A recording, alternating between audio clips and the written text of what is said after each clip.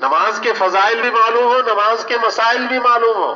نماز کے فضائل تو فضائل کی جو تعلیم ہوتے ہیں اس کے حلقے میں معلوم ہو جائیں گے، اور مسائل علماء سے پوچھ کر جماعتوں میں جائیں تو وہاں عالموں کو تلاش کریں، اپنا وضو دکھلائیں، اپنی نماز دکھلائیں. اور پھر صرف نماز پر منحصر نہیں ہے، زندگی کے تمام شعبوں کے فضائل اور مسائل، فضائل کے حلقوں سے اور مسائل علماء سے.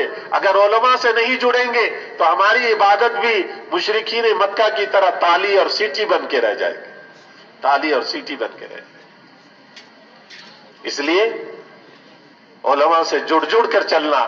اپنے دنیاوی کام کاج مولانا یوسف صاحب رحمۃ اللہ نے فرمایا کہ علماء سے رابطے کیے بغیر اور پوچھے بغیر اگر دنیاوی کاروبار زندگی میں لگو گے تو تمہیں پتہ نہیں کیا کیا حرام کے لقمے اپنے اور اپنی اولادوں کے پیٹ میں ڈال رہے ہو. اس لیے ہر ملازمت، ہر کھیتی باڑی، ہر کاروبار سے پہلے علماء سے جا کر ساری معلومات کرنا.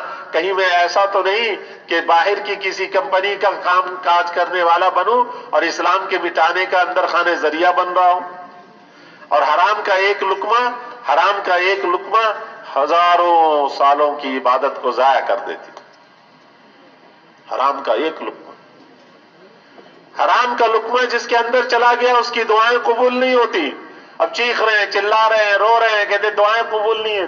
کھانا تو دیکھو، پہننا تو دیکھو، پینا تو دیکھو کہ وہ کیسا ہے.